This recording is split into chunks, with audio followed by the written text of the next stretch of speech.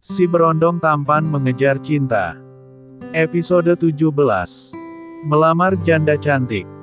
Rahel tersenyum menang, dua sumpah pada hatinya sudah terlaksana. Mengubah status Evelyn menjadi janda, menjadikan Evelyn pacarnya, menjadikan Evelyn istrinya, mungkin sebentar lagi, dan itu pasti. Gak sia-sia gue jadi orang ganteng.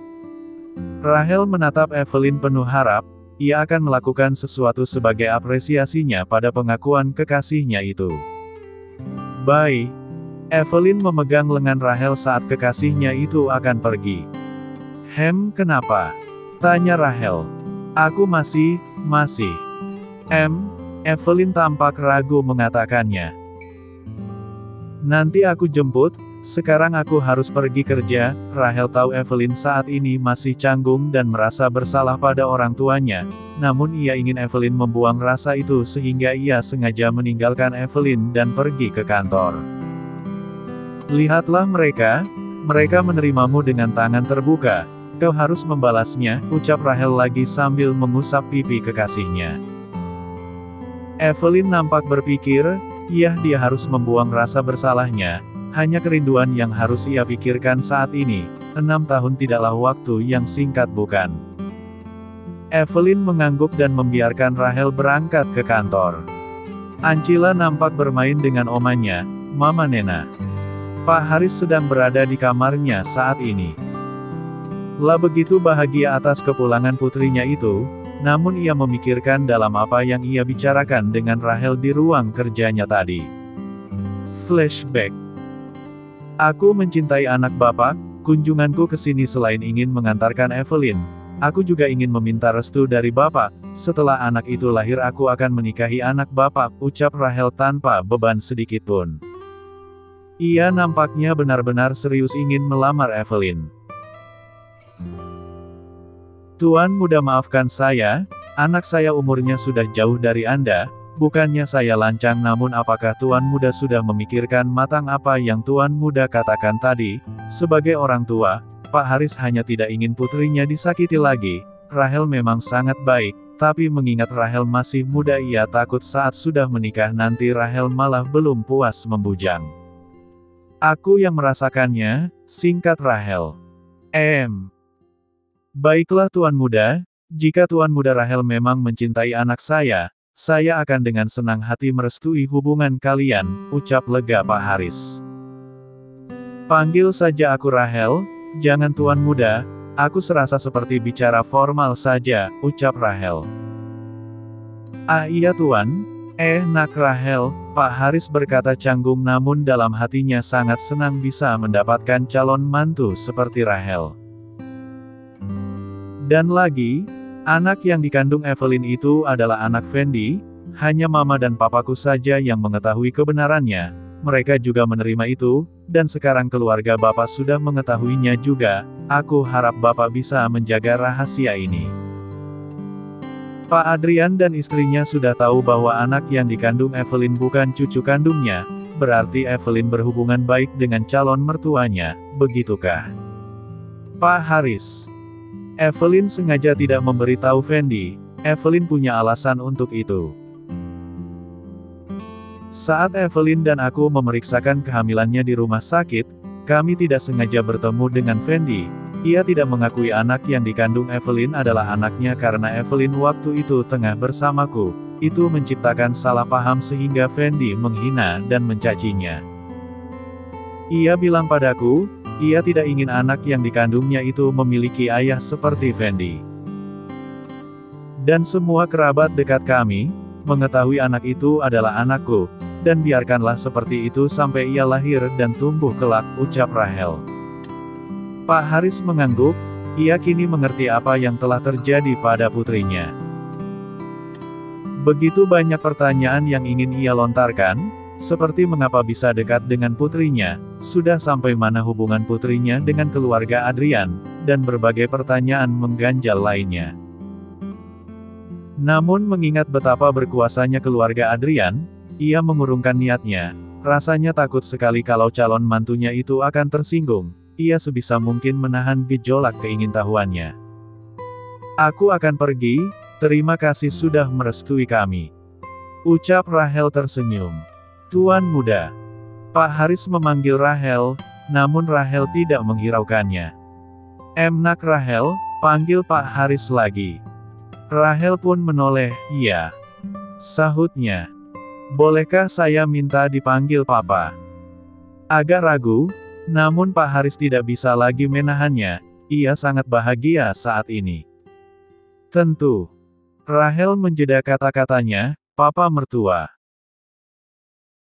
Keduanya kini mengembangkan senyum terbaik mereka. Pak Haris tidak menyangka jika Evelyn benar-benar akan berjodoh dengan seorang tuan muda keluarga Adrian, ya Rahel Ares Adrian pengusaha muda yang sangat dikaguminya, bahkan memimpikannya pun ia tidak pantas, namun nyatanya Tuhan sungguh pemurah dan baik hati, ini adalah salah satu kebahagiaan terbesar dalam hidupnya. Semoga anakku bahagia, aku tidak menginginkan yang lainnya, aku hanya ingin putriku bahagia, itu saja cukup bagiku. Semoga restuku kali ini tidak salah, semoga. Flashback off. Jadi kamu mau mengajukan pinjaman dana? Pak Ferdi selaku CEO di Asa Group tempat Fendi bekerja menanyakan perihal kedatangan Fendi yang membawa berkas informasi data diri dan asetnya. Betul Pak, kira-kira berapa persen dari gaji saya yang harus terpotong setiap bulannya, tanya Fendi. Fendi sudah tidak tahu lagi bagaimana menghadapi sakitnya Riana, ia sudah berobat ke sana kemari, ke rumah sakit dan cara tradisional, berbagai ramuan-ramuan sudah ia lakukan, bahkan 2 hari yang lalu ia mengobati Riana dengan cara ruqyah kalau saja benar Riana terkena guna-guna, tapi tetap saja hasilnya nihil, yang ada Riana malah kesakitan, karena tubuhnya yang makin melemah namun dipaksakan untuk dibawa berobat ke sana kemari. Lah sudah frustasi, ia ingin mengikuti saran dokter untuk membawa Riana berobat ke luar negeri namun bagaimana ia bisa meninggalkan pekerjaannya di sini.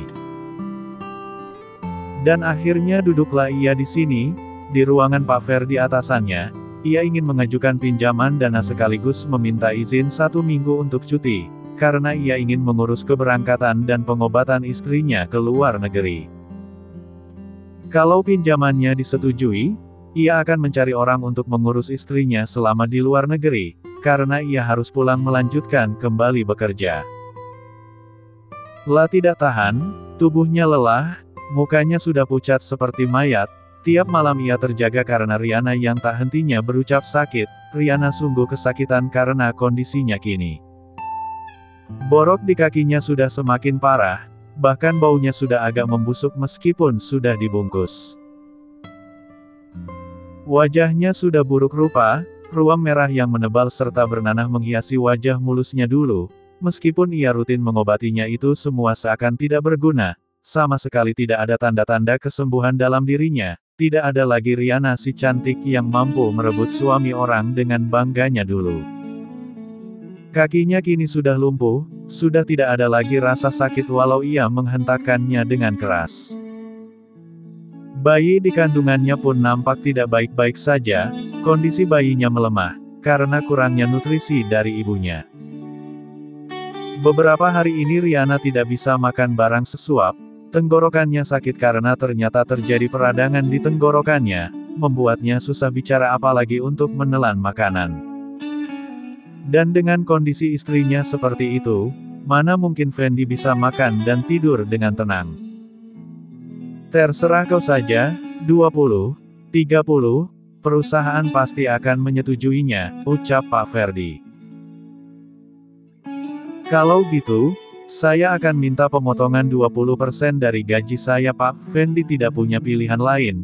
Ia memberikan sertifikat rumah yang dibangunnya dengan Evelyn dulu sebagai jaminan, karena jumlah uang yang ia pinjam nilainya sudah terbilang lumayan, maka ia harus menyertakan jaminannya. Ya, nanti sekretaris saya akan mengurusnya di bagian administrasi, ucap Pak Ferdi. Baik Pak, terima kasih banyak atas pertolongannya, Fendi pun menyalami bosnya itu. Ia lalu pergi melanjutkan pekerjaannya, dengan harapan semoga pengorbanannya untuk kesembuhan Riana tidak sia-sia. Tanpa ia sadari, Pak Ferdi tersenyum smirk setelah kepergiannya. La pun menelpon seseorang untuk mengabari apa yang telah terjadi di ruangannya tadi. Sudah seperti yang Tuan Muda inginkan. Baguslah, setujui saja berapapun yang ia minta. Apa aku akan dapat bonus dari Tuan Muda nantinya, Aldi? Berharaplah, aku yakin melihat hasil kerjamu. Kedua orang suruhan Rahel itu pun tergelak bersama. Kini targetnya sudah masuk dalam ranjau pertama tuannya. Keadaan memang senjata paling ampuh untuk melumpuhkan lawan. Aldi masih ingat kata-kata itu, saat pertama kali bekerja menjadi asisten pribadi Tuan Muda Rahel. Ia yang tidak punya nyali untuk membunuh harus berdampingan dengan majikannya yang kejam tak kenal ampun. Lalu ia diajarkan untuk tetap tangguh dan membuang rasa kasihannya. Dalam melumpuhkan lawan, senjata paling ampuh adalah keadaan. Begitulah Rahel menanamkan prinsipnya untuk bertarung. Ya, meskipun kadang mentalnya masih saja sering ambruk, melihat kejamnya yang harus ia lakukan. Itulah tuan mudanya, Rahel membuat rival bisnisnya jatuh tersungkur. Lalu jika diperlukan ia akan dengan senang hati bermain permainan gila mengeksekusi lawannya hingga terinjak dan mati. Apalagi hanya untuk orang sekecil Fendi dan istrinya, jangan berharap rasa kasihan pada Rahel Ares Adrian, itu jelas tidak akan ada. Aldi lalu mengabarkan informasi yang didapatnya tadi pada tuan mudanya. Rahel menyeringai, baginya ini belum seberapa. Sisi iblisnya kini telah bereaksi dalam tubuhnya.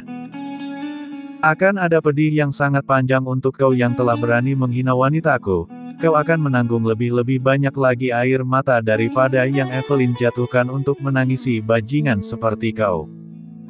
Papa, apa kita akan menginap di sini? Tanya Ancila saat Rahel sudah pulang dari kantornya. Rahel pulang ke kediaman keluarga Julian, ia sudah rindu dengan kekasih dan gadis kecilnya itu. Entahlah, coba tanya Bunda. Jawab Rahel sambil mengangkat Ancila ke dalam gendongannya. Rahel membawa Ancila ke dalam kamar tamu yang telah disediakan untuknya, dan mendudukkannya di ranjang. La ingin mandi sebentar, untuk menyegarkan badan setelah seharian bekerja. Papa mandi dulu sebentar, nanti kita baru bisa main, Rahel mengacak puncak kepala Ancila. Evelyn dan mamanya sedang menyiapkan makan malam. Momen ini sudah lama sekali rasanya. Apa kau tinggal bersama dengan Tuan Muda Rahel selama ini? Tanya Mama Nena. Tidak Ma, aku sebenarnya tinggal di apartemen Weni, teman kuliahku dulu, tapi Rahel hampir tiap hari main ke tempatku, jawab Evelyn. Tuan Muda sangat baik, apa kau benar yakin ingin menikah dengannya? Yah, jika Mama dan Papa merestui.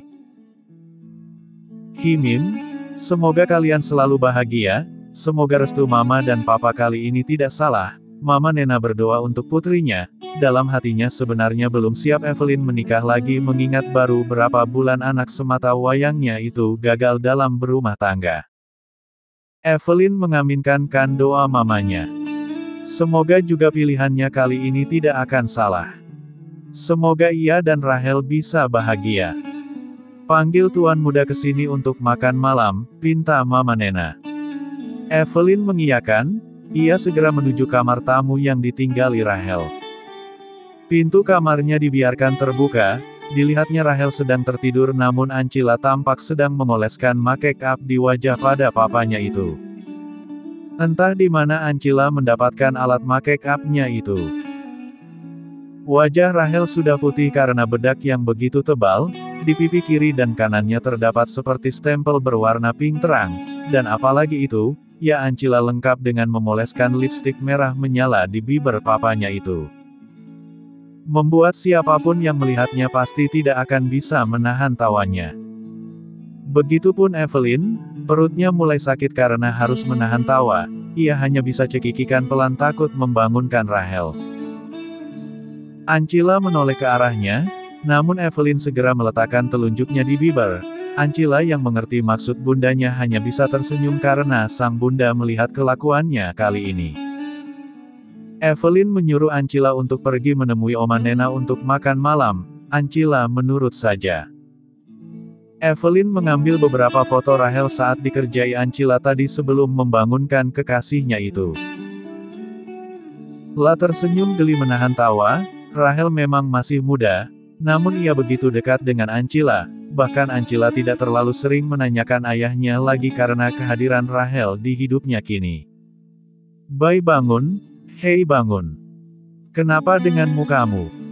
tanya Evelyn, sambil menggunjang lengan kekasihnya. Rahel terbangun, dilihatnya blur wajah cantik calon istrinya. "Hah? Aku ketiduran Bai." Rahel masih dengan mengumpulkan nyawanya karena baru bangun. "Sana cuci muka, kau jelek sekali Bai," ucap Evelyn. "Aku. Hei aku selalu ganteng ya," narsis Rahel. Ia ganteng dengan dandanan kayak gini, Evelyn tidak bisa lagi menahan tawanya kali ini. Tawanya meledak sudah, membuat Pak Haris yang berada tidak jauh dari kamar Rahel pun segera menghampiri suara tawa yang menggelegar itu. Ia takut terjadi sesuatu dengan calon mantunya.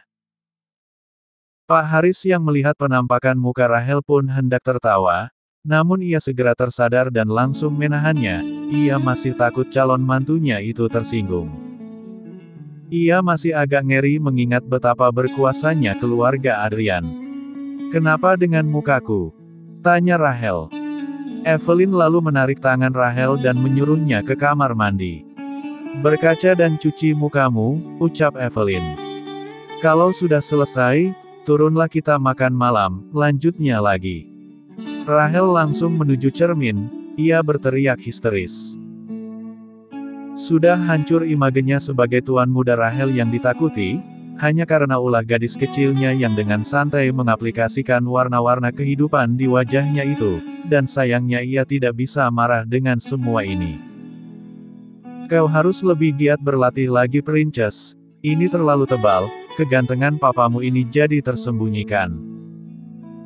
Rahel menghela nafasnya, ia lalu membasuh mukanya itu. Ia berpikir berapa lama tadi ia tertidur sehingga Ancila bisa membuatnya bak ondel-ondel seperti ini. Rahel kini sudah sampai di meja makan, semua orang sudah menunggunya, Evelyn dan keluarganya meringis menatapnya, namun Rahel hanya bisa menampilkan wajah datarnya saja, sungguh sudah hancur imagenya kali ini di depan keluarga Julian. Di mana tuan muda Rahel yang katanya tak tersentuh itu, bahkan hari ini ia kalah dengan seorang anak kecil. Rahel melirik ke arah Ancila, matanya seolah mengatakan sesuatu. "Sungguh pencapaian yang luar biasa girl, good job." Ancila hanya bisa tersenyum manis menampilkan wajah tanpa dosanya. "Sayangnya gue nggak bisa marah, dia terlalu menggemaskan sama seperti bundanya." Lalu semuanya pun memulai makan malamnya dengan hikmat, tidak ada yang berani menyinggung ulah Ancila tadi. Termasuk Evelyn yang kini merasa tidak enak karena kelakuan anaknya. Pagi-pagi sekali Rahel sudah pulang dari rumah keluarga Julian, ia kini menuju apartemennya, karena ada seragam dan buku sekolahnya di sana. Evelyn masih menginap untuk beberapa hari di rumah orang tuanya, biarkanlah begitu, lepaskanlah seluruh rindu yang menggebu itu. Kini Rahel sudah sampai di parkiran sekolahnya, seperti biasa sorak-sorai bak pemandu suara terdengar hingar memenuhi koridor sekolah, gadis-gadis sedang mengagumi Most Wanted guna bakti. "Milik janda woi, gak ada artinya kelen." Celutuk Afik yang heran gak ada habisnya dengan fans Rahel. "Anak mau dua lagi jandanya, gagal kelen jadi perawan," lanjutnya lagi. Angga nampak tertawa, Yuda menyunggingkan senyumnya. Memang sangat diherankan, di penglihatan mereka kini para ciwi-ciwi memenuhi koridor untuk sekedar menyambut kedatangan Rahel, yang disambut malah kesemsem dengan janda anak mau dua, sungguh standar orang ganteng makin kesini makin aneh.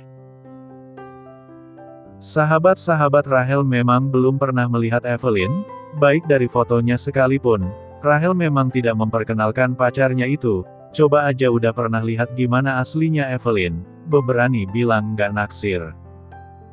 Mereka hanya beranggapan, kok bisa cowok sekeren Rahel bisa jatuh cinta dengan si Jendes?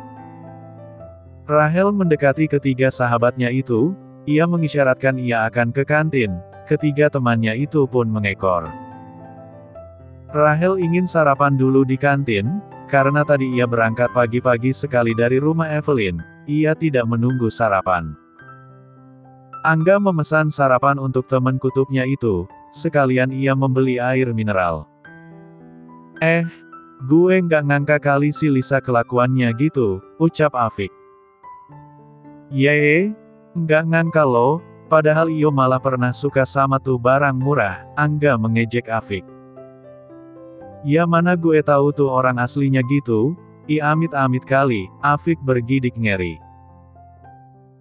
Alah gaya loh. Padahal iyo deketin aja dia waktu itu, lumayan men paling cuma berapa, bisalah setengah duit jajan lo sebulan, Angga masih doyan menggoda Afik. Apaan? Penyakitan gue entar sahut Afik. Angga tertawa keras, karena ia membayangkan waktu itu Afik memang pernah curhat padanya kalau ia menyukai Lisa si murid baru, yang ternyata kelakuannya nauzubillah. Rahel dan Yuda hanya menanggapi seadanya, Yuda memang tidak tertarik dengan obrolan seperti itu, sedangkan Rahel ia seolah tak tahu apa-apa, padahal ialah dalang di balik semuanya. Kini mereka sudah selesai sarapan di kantin, mereka lalu menuju kelas masing-masing karena dipastikan sebentar lagi bel masuk kelas berbunyi. Rahel, entar nongkrong yuk, udah lama nih, ajak Afik. Jawab Rahel. Yah si Jupri, masih bener orang bisu tahu nggak ngomongnya daripada lo, orang bisu aja pakai bahasa isyarat kalau bilang iya ngangguk bilang nggak geleng, nah lo hem aja, gue cuma punya 5 indera, gak nyampe ilmu gue baca suara hati lo, omel Afik. Rahel diam saja, tidak berniat untuk menanggapi. Nasib, haruskah disalahkan Mama Mila mengandung? Kok anaknya gini amat? Afik sungguh kesal dibuat Rahel, ajaibnya begitu banyak orang yang ingin dekat dengan Rahel, malah dirinya yang sudah dekat kok serasa makan hati tiap hari ngadepin es kutub. Belum lagi harus duduk sebelahan. Silahkan kalau ada yang mau gantiin gue, silahkan, gue ikhlas lahir batin biar beku kalian sekalian. Afik. Guru pelajaran jam pertama pun memasuki ruang kelasnya, Rahel mulai menjadi siswa teladan, menyimak dengan fokus apa yang diajarkan. Lisa saat ini sedang berdiam diri di kamar, ia tidak tahu harus berbuat apa, jangankan keluar rumah, untuk sekedar membuka ponselnya menjelajah dunia maya pun ia enggan. Lah sungguh malu berita tentangnya tak habis-habis dikupas dan dikonsumsi netizen. Nyinyiran dan hinaan sudah mau tumpah-tumpah di kolom komentar di beberapa akun sosmednya. Mama Lisa masuk ke kamar anaknya, dilihatnya mata putrinya sembab karena tek hentinya menangis. Ia ingin mengatakan suatu keputusan yang berat nantinya, entahlah apakah ini yang terbaik, ia juga masih meragukan. Lisa, Mama tahu kamu saat ini sedang terpuruk, tapi kita tidak punya pilihan lain, apa kamu mau bantu Mama? Tanya Mama Lisa. Lisa tidak menyahut, ia hanya menoleh ke arah mamanya, apalagi ini batinnya. Kita akan berpisah sebentar, ucap Mama Lisa. Maksud Mama? Tanya Lisa. Rumah ini akan dijual untuk membayar kerugian yang ditimbulkan atas berita kamu itu, karena kita sudah bangkrut, tidak punya apa-apa lagi. Mama dan Papa akan pindah dari sini, tapi... Mama Lisa menghentikan ucapannya. Tapi apa Ma? Tanya Lisa, ia sedang kacau saat ini, tolong jangan buat ia semakin kacau. Tapi Papa kamu tidak ingin kamu ikut, Papa sungguh kecewa sama kamu, lanjut Mama Lisa. Ma, kok gitu? Aku mau tinggal di mana kalau nggak sama kalian? Tanya Lisa. Lisa please, jangan menambah buruk keadaan, Papa kamu untuk sekarang tidak bisa memaafkan kamu, tolong Mama nak, Mama Lisa memohon pada anaknya itu. Walau bagaimanapun rasanya berat ia meninggalkan Lisa, Namun ia hanya ingin keluarganya baik-baik saja, dan dengan menjauhkan Lisa dan papanya mungkin itu jalan benar yang harus ia ambil. Ini hanya untuk sementara pikirnya, setidaknya sampai keadaan membaik.